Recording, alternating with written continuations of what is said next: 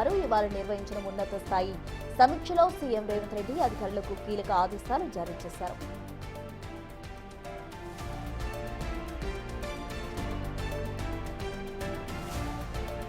ఈ అంశంపై ఇప్పటికే సుప్రీంకోర్టు ప్రముఖ న్యాయ నిపుణులు అభిషేక్ సింఘ్వీతో సుదీర్ఘంగా చర్చించిన గవర్నమెంట్ విచారణకు ఎలాంటి చట్టపరమైన అడ్డంకులు లేవని నిర్ధారణకు వచ్చింది.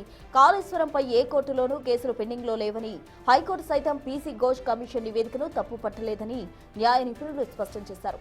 దీంతో తక్షణమే సీబీఐ విచారణ కోరుతూ లేఖ రాయాలని సీఎం అధికారులను ఆదేశించారు.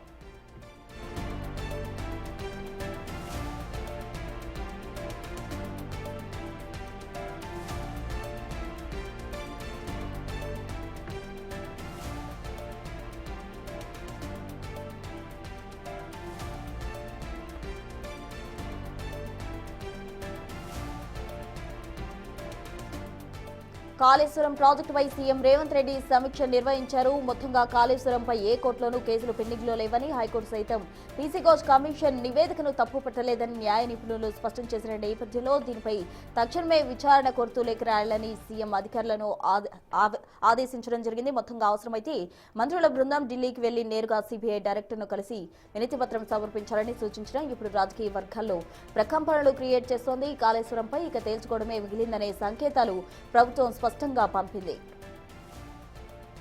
ఇదే అంశంపై పూర్తి డీటెయిల్స్ అందించేందుకు మా ప్రతినిధి రానా లైవ్ లో జాయిన్ అయ్యేందుకు సిద్ధంగా ఉన్నారు. రానా, చెప్పండి, కాళేశ్వరం కమిషన్ రిపోర్టుకు సంబంధం లేకుండా విచారణ జరిపించాలంటూ ప్రభుత్వం డిసైడ్ అయిందంటారా?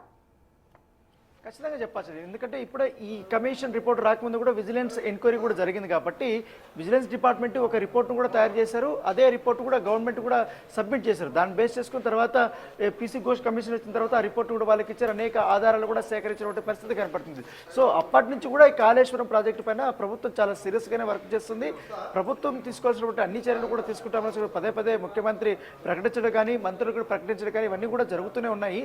సో తాజాగా మొన్న జరిగినటువంటి మంత్రివర్గ భేటీలో కూడా ఇదే అంశం హైలైట్గా నిలిచింది. ఎందుకంటే హైకోర్టులో ఇచ్చినటువంటి ఆ తీర్పు తర్వాత ఎక్కడా కూడా పీసీ ఘోష్ సంబంధించినటువంటి రిపోర్టు కానీ, లేకపోతే వారు చేసినటువంటి మొత్తం ఎంక్వైరీ కానీ దాంట్లో కూడా ఎక్కడ తప్పు పట్టలేదు. కానీ కేవలం వారికి నోటీసులు ఇవ్వలేదు అన్న దానిపై కూడా మాత్రమే ఒక అబ్జెక్షన్ పెట్టింది. కాబట్టి మిగతా అంతా కూడా పరిగణలోకి తీసుకునే అంశాలే కాబట్టి దాని మీద ఇప్పుడు ప్రభుత్వం కూడా చాలా సీరియస్గానే తీసుకొని ముందుకెళ్లాలన్న ఉద్దేశంతో కూడా ఉన్నట్టుగా తెలుస్తుంది. దాని తగ్గట్టుగానే గత 2 రోజుల నుంచి కూడా న్యాయకు సంబంధించినటువంటి నిపుణుల నుంచి కూడా సలహాలు తీసుకున్నారు. ఇటు అటర్నీ జనరల్ నుంచి కూడా అనేక సలహాలు సూచనలు కూడా తీసుకున్నటువంటి పరిస్థితి కనపడుతుంది. ఎందుకంటే హైకోర్టులో వాదనలు వినిపించినటువంటి న్యాయవాదుల నుంచి కూడా ఇప్పటికే కొన్ని సలహాలు కూడా తీసుకున్నటువంటి పరిస్థితి కనపడుతుంది. సుప్రీంకోర్టులో ఈ కేసు వేయాలని ఉన్నటువంటి నేపథ్యంలో సుప్రీంకోర్టు కూడా వెళ్ళాలని కూడా మొదటి నుంచి కూడా డిసైడ్ అయినటువంటి నేపథ్యంలో అక్కడ అభిషేక్ మను సింఘ్వి ఈ ప్రభుత్వం తరపున ఆయన వాదనలు వినిపించబోతున్న నేపథ్యంలో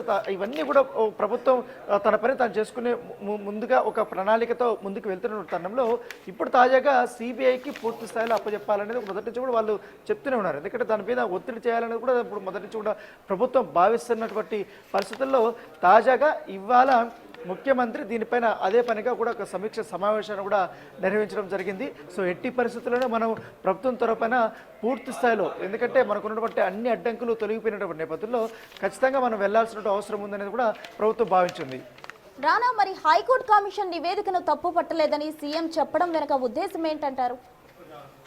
ఎగ్జాక్ట్లీ, ఎందుకంటే పీసీ ఘోష్ సంబంధించిన రిపోర్ట్లు మొత్తం ఇటు హైకోర్టులో వాదనలు జరిగాయి, వాదోపవాదాలు కూడా జరిగాయి. సరే, అక్కడెక్కడ కూడా వాళ్ళు ఎంక్వైరీ చేసినటువంటి విధానాన్ని కూడా తప్పు పట్టలేదు. కేవలం వీళ్ళు పిటిషనర్లుగా ఉన్నటువంటి హరీష్ రావు కానీ, కేసీఆర్ కానీ వీళ్ళకి సెక్షన్ 8C కింద వాళ్ళకి నోటీసులు ఇచ్చి విచారణ జరపలేదు అనేది వాళ్ళు అభ్యంతరం వ్యక్తం చేశారు. అంతేగాని ఆ ఎంక్వైరీ చేసినటువంటి తీరు పైన కానీ ఎక్కడ కూడా వాళ్ళు అబ్జెక్షన్ పెట్టలేదు. కాబట్టి దీన్నే హైకోర్టు కూడా ఆక్షేపణ కూడా చేయలేదు. పైగా దాన్ని పీసీ ఘోష్ ఇచ్చినటువంటి రిపోర్ట్ కూడా స్వాగతించింది. సో ఈ నేపథ్యంలో వీరిపైన చర్యలు మాత్రమే తీసుకోవద్దనేది మాత్రమే ఆర్డర్ ఇచ్చినటువంటి నేపథ్యంలో దీనిపైన ఇప్పుడు సుప్రీంకోర్టు కూడా ఇటు ప్రభుత్వం కూడా వెళ్తున్నటువంటి పరిస్థితి అయితే కనపడుతుంది.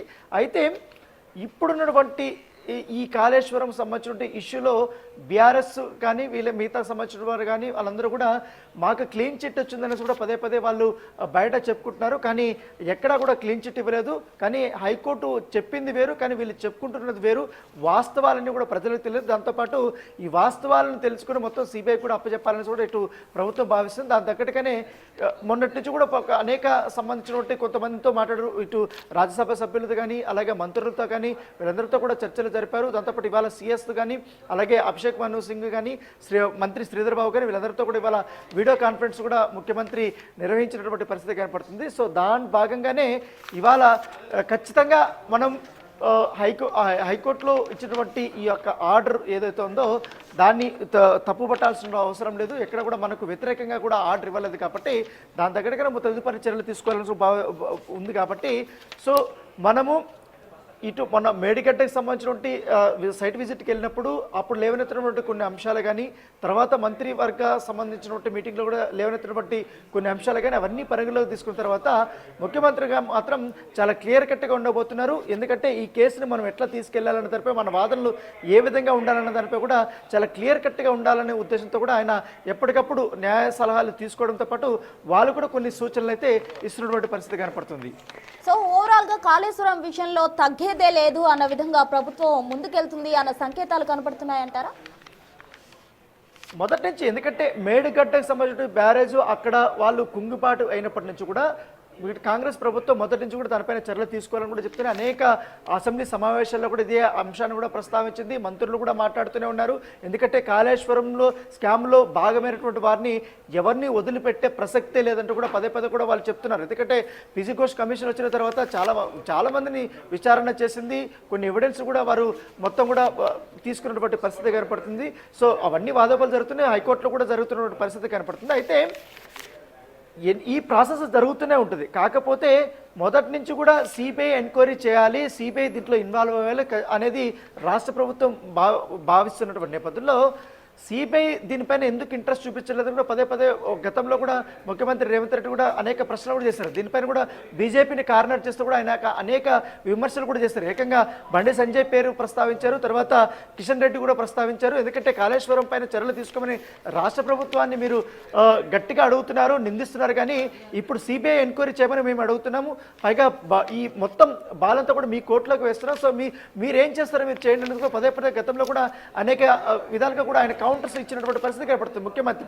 సో ఇప్పుడు తాజాగా ఇవాళ జరిగినటువంటి మీటింగ్లో న్యాయ సలహాలు తీసుకోవడంతో పాటు మొత్తం ఎక్కడ కూడా ఏ కోర్టులో కూడా కాళేశ్వరం ప్రాజెక్టుకు సంబంధించిన అంశంలో ఈ కేసు సంబంధించిన పెండింగ్ కేసులు అయితే ఏం లేదు, ఎలాంటి అబ్జెక్షన్స్ లేవు. సో అబ్జెక్షన్స్ లేనప్పుడు మనం ఫ్రీగా వెళ్లాల్సిన అవసరం ఉంది. సో మన దగ్గర ఉన్నటువంటి మొత్తం రిపోర్ట్ అంతా కూడా సిబిఐకి మనం అప్పచెప్తాం. దీన్ని తరువుగా ఇన్వెస్టిగేట్ చేయించాలనేది కూడా అడుగుదామనేసి కూడా ముఖ్యమంత్రి మంత్రులకి ఇవాళ చెప్పినటువంటి పరిస్థితి కనపడుతుంది. అధికారులు కూడా ఇదే అంశాన్ని కూడా చెప్పారు. సో వీలైతే కావాలంటే మంత్రులు సిబిఐ డైరెక్టర్ అపాయింట్మెంట్ తీసుకొని మీరు వెళ్ళండి, వినతి పత్రం మీరు అందించండి అనేది కూడా చెప్పడం జరిగింది. ఇది ఒక హైలైట్ అంశంగానే మనం పరిగణించాల్సిన అవసరం ఉంది. ఎందుకంటే ఒక కేసు మీద ఎంత ఫోకస్డ్గా గవర్నమెంట్ ఉందో మనం ప్రత్యేకంగా చెప్పాల్సిన అవసరం లేదు. దాని తగ్గట్టుగా ఇప్పుడు మంత్రులే మీరు స్వయంగా వెళ్ళి ఈ కేసుని ఇన్వెస్టిగేట్ చేయమని పూర్తి స్థాయిలో చేయమనేసి కూడా చెప్పమనేది ఇది ఒక ఆసక్తికరమైన పరిణామం చెప్పుకోవచ్చు. ఎందుకంటే ఇన్ని రోజులు బీజేపీ వాళ్ళు చెప్తున్నారు ఎందుకు ఇంత తాసారం చేస్తున్నారు, ఎందుకు ఇన్ని సంవత్సరాల పాటు కూడా మీరు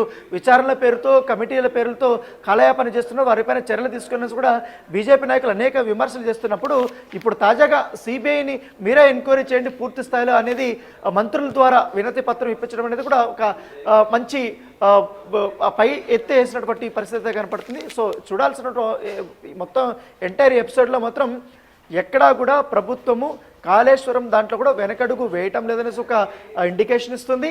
దానితో పాటు బీఆర్ఎస్కు భారీ కౌంటర్లు కూడా ఇస్తుంది. దాంతోపాటు వాళ్ళకి ఎక్కడెక్కడ క్లీన్ చిట్ ఇవ్వలేదనేది కూడా ప్రజలకి పూర్తి స్థాయిలో వివరణ ఇస్తుంది. దాంతోపాటు న్యాయపరంగా కూడా ఎటువంటి ఇబ్బందులు లేవనేది కూడా ఒకటి స్పష్టత అయితే ఇస్తున్న పరిస్థితి కనపడుతుంది. దాంతోపాటు సుప్రీంకోర్టులో మేము పోరాడతాము, అది ఎలా ఉంటుంది, సుప్రీంకోర్టుది హైకోర్టులో కూడా మేము పోరాడుతున్నప్పుడు కానీ సిబిఐ తరఫున మీరు కూడా తరువుగా ఇన్వెస్టిగేషన్ చేయమనేది కూడా ఇట్లా బంతిని బీజేపీ వైపు తిప్పినటువంటి పరిస్థితి కనపడుతుంది. Right Rana, thank you.